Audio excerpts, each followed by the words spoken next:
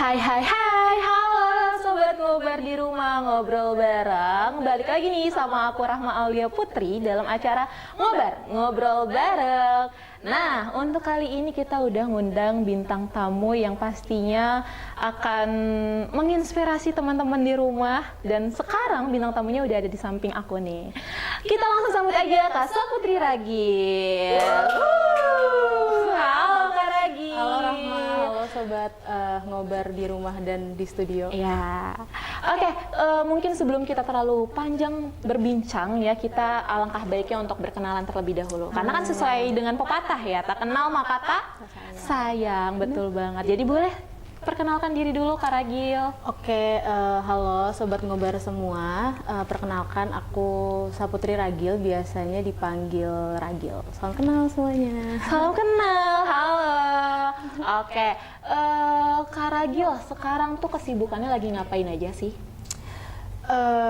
Aku kesibukannya sehari-hari sama sih kayak mahasiswa pada umumnya. Oke. Jadi kayak kuliah, kelas, kayak gitu sih. Terus aku juga di kampus ada ikut tergabung dalam asisten laboratorium TV.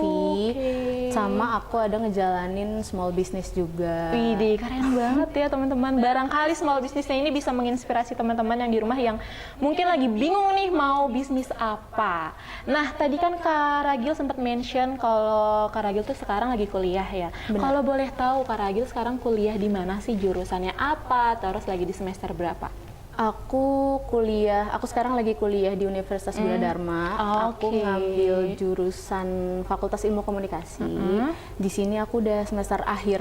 Wah, aku udah semester 7. mahasiswa tua ya? Bener, jadi udah lagi, kemarin aku habis ngejalanin sidang sempro. Wah, FYI teman-teman, untuk teman-teman yang mungkin masih bingung sempro itu apa, jadi sempro itu adalah proposal ya Kak Ragil, proposal untuk menghantarkan ke tahap skripsi. Jadi sempro itu dimulai dari bab 1 sampai bab 3 ya Kak Ragil? Iya.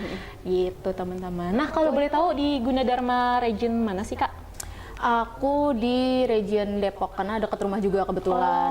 Jadi aku ngambil yang di Depok. Bener, ya? Anak Depok banget guys. Oke, Kak Ragil, ya ngeblank guys. Lanjut. Oke Kak Ragil, sejauh ini ada nggak sih hal yang bisa membanggakan Kak Ragil? Yang membanggakan tuh apa ya? Ini menurut aku pribadi ya. Tadi kan aku udah sempat mention juga aku sambil ngejalanin small business. Betul. Nah itu apa ya? Mungkin titik yang paling membanggakan kali ya buat diri aku sendiri pribadi. Karena apa ya? Buat menjalani small business itu sejujurnya kayak di luar dari kemampuan aku dan keluar dari zona nyaman juga banget. Betul. Jadi kayak ya mungkin itu sih hal yang paling membanggakan dari aku sejauh ini. Oke, emang terkadang tuh untuk kita bisa memberanikan diri keluar dari zona nyaman itu penting ya. Istilahnya kata kuncinya itu nekat ya. Ya benar, harus nekat. Harus sih. Nekat, harus berani untuk keluar dari zona nyaman. Benar. Nah, Kak Ragil, gimana sih cara, tadi kan Kak Ragil bilang ada small business kan, gimana sih cara ngatur waktu kuliah Kak Ragil antara kuliah dan juga bisnis, apalagi kan sekarang udah mau skripsian kan, pasti pusing banget pusing banget, udah kebayang. Apa ya, ngatur waktunya ya sebenarnya emang aku masih belajar, aku masih banyak belajar juga buat cara ngatur waktu sama kayak teman-teman mahasiswa di luar sana. Cuma kalau dari cara aku tuh kebetulan small business aku tuh berjalannya bukan yang selalu ready barangnya. Jadi itu tuh sistemnya kayak pre-order open PO. Jadi memang aku akan buka PO di sela-sela kelas aku gitu. Jadi kalau misalkan aku lagi libur, aku lagi nggak kelas, itu baru aku open PO kayak gitu sih. Biasanya untuk open PO-nya ada maksimalnya nggak sih Kak? Berapa pitches Kak atau gimana? Ada karena kan di sini aku juga belum ada yang bantu, belum ada karyawan gitu lah. Jadi masih dikelola sendiri dan sama keluarga dan kerabat juga. Jadi emang belum bisa ready banyak setiap PO-nya. Jadi ya biasanya 30 sampai 50 buah per PO itu udah maksimal sih 50. kayak gitu. Nah, struggle yang Kak Ragil hadapin selama ini apa sih? Gitu? Selama Kak Ragil kuliah, terus juga bisnis, dan juga tadi katanya ikut Aslab ya? Iya, asisten Itu struggle-nya laboratorium. apa sih? Ya, yang kayak yang tadi udah dibahas juga sih, seperti mahasiswa pada umumnya juga, yang pastinya cara ngatur waktunya itu tuh, apalagi kalau misalkan lagi lagi dibarengin sama yang namanya laporan kayak kemarin itu seminar proposal. Ya, kalau cara aku itu tetap harus ada yang dikorbanin. Nah, kemarin tuh memang pas aku sedang menjalankan sempro itu aku nggak buka PO dulu gitu sampai aku selesai sidang sempro kayak gitu. Nah, paling ya struggle-nya itu aja sih, kayak tetap harus ada yang dikorbanin, salah satunya di cara mengatur waktunya gitu. Oke, lalu selanjutnya Kak Ragil, kira-kira nih siapa sih orang yang paling berpengaruh banget nih sama perjalanan hidup Kak Ragil gitu, yang paling mendorong banget Kak Ragil untuk, ya gue bisa gitu? Apa ya? Nomor satu yang pasti orang tua nggak sih? Pastinya betul. orang tua di setiap perjalanan Asik. pasti diiringi oleh Doa dan restu orang tua itu iya, penting terus banget juga sih. apa ya dukungan orang tua, doa, terus kerabat-kerabat, terus juga teman-teman, sahabat-sahabat sih itu juga ngaruh banget. Udah sih itu. Kalau aja pasangan Kak, pasangan? ya itu dia tambahan. Bonus ya. lah. Oke Kak Ragil, selanjutnya kira-kira apa sih pencapaian Kak Ragil nih yang belum tercapai gitu ya dalam waktu-waktu dekat ini? Atau cita-cita Kak Ragil dalam waktu dekat ini itu apa? Apa ya, kalau pencapaian tuh yang pasti kalau jadi seorang mahasiswa, yang pastinya karena aku ini habis menjalankan sempro, jadi yang pastinya pencapaian terdekatnya itu adalah menyelesaikan kuliah, yaitu skripsi. Waduh. Yang pasti yang pertama. Terus kalau di bidang small business-nya, apa ya, kan small businessku tuh emang beneran masih small gitu ya, masih daerah Jabodetabek aja. Nah, yang pastinya pencapaian di small business ya bisa menyanggupi untuk buka toko offline, bisa ready selalu untuk produk-produknya, terus juga bisa mengirim ke seluruh Indonesia. Itu sih yang pastinya apa ya, berkembang lah untuk pencapaian small business-nya gitu. Oke. Tadi kan Kak Ragil sempat bilang kalau misalnya mau nulis skripsi ya, kira-kira sejauh ini udah punya topik belum sih, topik pembahasan atau bahkan judulnya udah ada atau belum? Udah ada. Karena semoga di ACC sama dosen pembimbing skripsi, karena dari sempro yang kemarin tuh alhamdulillahnya ya berjalan lancar, dan memang direkomendasikan sama dosen pembimbing sebelumnya itu untuk dilanjutin aja gitu sampai ke skripsi. Jadi ya sekarang ini masih tahap berusaha dan berdoa semoga judul yang seminar proposal kemarin itu bisa berlanjut ke skripsi. Amin. Gitu. Nah, kalau boleh tahu kuanti atau kuali Kak metode penelitian? Aku ngambilnya kuantitatif. Kuantitatif, menghitung ya. Kenapa Iya, kuantitatif? Kenapa kuantitatif? Apa ya, by the way di Universitas Gunadarma tuh kita ngelewatin ada yang namanya penelitian ilmiah ya. Jadi di penelitian ilmiah itu emang aku udah ngambil kuanti. Jadi emang apa ya, awalnya tuh karena mungkin suka dan orang-orang dan teman-teman sekitar aku pun mendukung gitu, dan ngambilnya sama kuanti juga. Jadi aku yang kayak oke, kenapa nggak kita coba gitu. Dan ternyata setelah dijalanin aku nyaman banget ya di penelitian ilmiah itu, mengerjakan kuantitatif. Jadi kayak oke, aku berencana untuk skripsi sempro dan skripsinya aku ngambil kuantitatif. Wah, mantap sekali. Oke, teman-teman sobat ngobar di rumah ataupun di studio. Tadi kan Kak Ragil bilang Kak Ragil itu punya small business ya.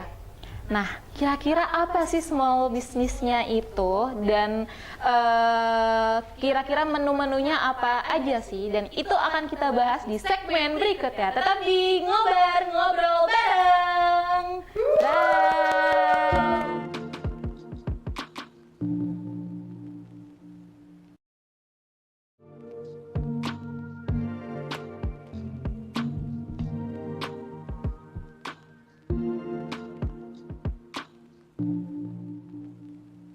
Hai, halo Sobat Ngobar di rumah. Balik lagi nih sama kita berdua di acara Ngobrol Bareng. Nah, tadi kan kita di segmen pertama sempat mention ya, Kak Ragil ini membuka small business. Kira-kira bisnis apa sih? Oke, boleh dijelasin dong Kak Ragil, bisnis apa yang Kak Ragil jalani sekarang? Oke. Namanya dulu deh Kak Ragil. Namanya ya, Iya. namanya nama bisnisku tuh koko.idn. Jadi kalau Oke. misalkan teman-teman search boleh di Instagram itu tulisannya coco.idn. Coco.idn. Nah, itu berkecimpung di dunia apa sih Kak? Bisnisnya? Itu berkecimpungnya di dunia food and beverage, khususnya dessert gitu. Oke. Nah, awal mula Kak Ragil membuka si bisnis small business ini itu apa Kak? Berarti ini aku Motivasinya? cerita sedikit nggak apa-apa Boleh ya? dong, banyak juga boleh Kak, panjang. Oke, jadi awalnya tuh yang pas zaman COVID-19, jadi pandemi belum ya. lama ini, itu awal idenya tuh dari situ. Jadi Oke. waktu itu kan di TikTok tuh banyak ya yang kayak Ya, eksperimen-eksperimen betul. masak gara-gara kita hashtag di rumah aja itu. Nah, aku sama juga kayak gitu, awal-awalnya kayak nyoba kayak ngolah air kelapa ini nih biar dikonsumsinya tuh lebih menarik gitu. Jadi ya emang awalnya tuh dari situ gitu awal mulanya kayak Oke. gitu. Tadi Kak Ragil sempat bilang menggunakan air kelapa ya. Benar. Nah, ini maksudnya air kelapanya ini diapain sih? Menunya apa aja yang Kak Ragil buka di bisnis Kak Ragil ini? Oke, jadi aku mau menjelaskan sedikit juga ya. Bisnisku tuh jadi dia modelnya tuh kayak buah kelapa muda utuh. Habis itu kayak dipapas sedikit gitu. Terus habis itu air kelapanya murni itu diolah menjadi jelly kayak gitu. Terus dimasukin lagi ke si kelapanya. Jadi teman-teman tuh nanti kalau misalkan mencoba itu air kelapanya tuh dalam bentuk jelly gitu. Berarti ditambahin bubuk jelly dulu Benar, sebelum benar, dimasukin benar. ke kelapanya itu. Benar. Nah, yang Kak Ragil gunain itu kelapa apa? Biasa kah atau kelapa hijau? Kelapa muda sih. Kelapa muda. Kelapa muda. Terus variannya juga nggak cuma ada si air kelapanya diubah jadi jelly itu aja sih. Jadi di sini aku ada ngeluarin banyak varian juga. Jadi Contohnya, Kak? ada yang kayak Coco mix, jadi di dalam situ tuh tetap dalam bentuk puding kelapa, cuma ada banyak buah-buahannya juga kayak ada strawberry, naga, terus buah mangga kayak gitu, alpukat kayak gitu sih. Oke. Jadi banyak toppingnya. Menarik ya. Berarti orang-orang kalau mau makan itu langsung dari si kelapanya. Bener, langsung jadi dalam bentuk kelapa. Keren gitu. banget sih Kak. Harganya Kak? Kakak matokin harga dari mulai berapa sampai berapa? Harganya tuh start from 30, tapi kalau misalkan yang ori teman-teman bisa beli di harga 28.000, itu udah dapat kelapa puding jelly tapi yang varian orinya gitu. Jadi yang pure jelly-nya aja gitu sama si kelapanya, nggak ada kayak toppingnya gitu. Kalau kayak tadi Kak Ragil bilang ada mix avocado, strawberry dan lain-lainnya itu berapa? Itu di kira-kira? start from beda-beda sih, ada yang avonya doang, ada yang naganya doang kayak gitu. Itu biasanya 35 sampai 40.000. Oke. Nah, biasanya Kak Ragil ini sistem penjualannya gimana sih? Strategi pemasarannya itu juga seperti apa? Sistem penjualannya aku kebetulan kan sambil kuliah juga ya, Ya. jadi aku sistem penjualannya itu masih PO, jadi Oke. belum ready, belum selalu ready. Terus untuk apa tadi, maaf, Strategi pemasaran yang Kak Ragil gunain? Strategi pemasaran yang aku gunain tuh masih lewat sosial media Instagram, Oke. masih dari Instagram aja sih, kayak gitu. Terus aku mempergunakan juga iklan-iklan yang disediain dari Instagram. Jadi emang setiap di bulan-bulan produktifnya, produktif open PO, itu biasanya aku udah ngangkat iklan untuk ready buat PO gitu biasanya. Oke, berarti ada kemungkinan pelanggan yang Kak Ragil nggak kenal untuk pesan di Kak Ragil. Benar gitu ya? kayak gitu, itu banyak sih biasanya. Keren banget sih idenya Kak. Nah, Alhamdulillah. selanjutnya Kak, tadi kan Kak Ragil bilang ada bulan-bulan produktif ya. Itu contohnya di bulan apa sih Kak? Kalau buat bulan pastinya tuh nggak begitu nggak selalu ya, Nggak melulu di bulan melulu itu. di bulan itu, karena kan balik lagi di sini aku menyesuaikan sama jadwal kuliah aku. Jadi open PO-nya juga ya di bulan-bulan tertentu gitu. Jadi kalau misalkan emang lagi liburan semester gitu contohnya itu ya aku sebulan itu full buka PO gitu. Oke, berarti fokus utamanya tetap kuliah. Benar. Apalagi Harus. sekarang kan udah mau semester 8 ya. Benar, Udah mau skripsian. nulis skripsi, jadi harus lulus tepat waktu. Benar, Walaupun kewajiban ya. Iya, betul. Kewajiban utama. Jadi small business ini sebagai tempat untuk kalau stres banget nih. Benar, ISA kita gitu open ya. PO gitu Iya, kan ya. benar. Nah, cara untuk mempertahankan si bisnis kakak ini itu gimana sih kan? Karena mengingat sekarang Gen Z itu banyak banget yang buka bisnis kan, pastinya ada juga bisnis yang sama kayak kakak gitu. Gimana cara kakak untuk mempertahankan bisnis kakak ini di era digitalisasi sekarang? Apa ya lebih ke konsisten aja sih, konsisten apa yang udah kita mulai, apa yang udah kita jalani, ya itu tetap harus konsisten gitu ya, didukung dengan ya itu tadi mungkin ya kayak iklan-iklan kayak gitu sih, selain konsisten ya. Nah, tantangan terbesar Kak Ragil selama menjalani bisnis ini itu apa sih?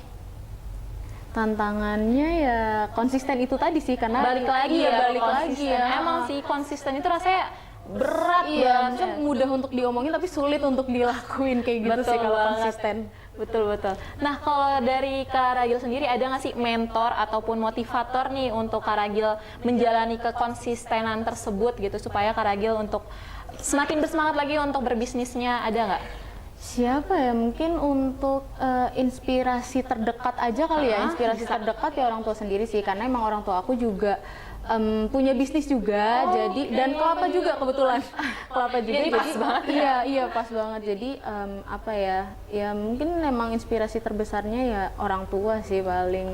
Oke. Gitu. Kalau boleh tahu orang tua Kak Ragil bisnis apa tuh? Kalau aku kan tadi kelapa muda ya, Betul. air kelapa muda itu. Nah kalau orang tuaku tuh bisnis kelapa santan, jadi kelapa versi tuanya gitu. Dia yang diolah jadi santan gitu. Oke, jadi masih berkesinambungan lah ya. Bener, jadi masih di kelapa aja gitu. Nah, oke.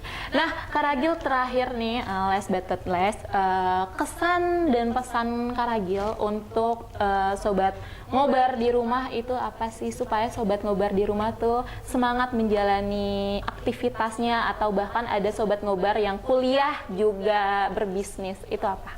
Mungkin lebih ke pesan kali ya. Boleh. Pesannya ya tetap jalanin walaupun emang berat, karena ya balik lagi ke yang tadi aku bilang, konsisten sama apa yang udah kita mulai dan teman-teman mulai. Karena di sini kalau misalkan teman-teman mungkin ada yang ngerasa capek atau ngerasa nggak kuat, ya ingat aja teman-teman gak sendiri, karena di sini kita teman-teman mahasiswa juga pasti semuanya merasakan hal yang sama gitu ya, Betul. capeknya, pusingnya. Jadi ya balik lagi tetap harus selesaiin apa yang udah dimulai, kewajibannya selesaiin, tetap konsisten sama apa yang udah dijalanin gitu sih. Oke, wah menarik banget ya Kak. Nah, untuk sobat ngobar yang di rumah kalau misalnya mau nyobain bisnis Kakak tadi apa kan namanya Kak? Koko.idn. Koko.idn itu bisa kepoin di IG-nya ya Kak? Bener. Koko.idn. Nah, dalam waktu terdekat biasanya open PO kapan nih Kak? Kira-kira? Aku sebenarnya tuh di hari-hari besar juga ada buka hampers juga. Oke. Aku nyediain hampers kayak di Christmas, di Lebaran itu juga biasanya ada hampers. Cuma kalau misalkan selain di hampers itu, aku di tiap minggu biasanya buka PO sih. Kayak seminggu sekali minimal itu pasti buka PO gitu. Jadi teman-teman bisa boleh dicek aja Instagram koko.idn. Boleh dikepoin teman-teman ngobar di rumah kalau misalnya mau nyobain jelly coconutnya Kak Ragil, siapa tahu cocok di mulut teman-teman, cocok di mulut sobat ngobar di rumah. Oke sobat ngobar di rumah, sampai di sini dulu perbincangan kita hari ini ya Kak Ragil ya. Semoga ini bisa menginspirasi sobat ngobar di rumah, dan tentunya jangan lupa saksikan ngobrol bareng selalu jam 9 di Sabtu dan Minggu. Pastinya dengan narasumber yang inspiratif dan juga asik. Sampai jumpa di next episode. Bye bye.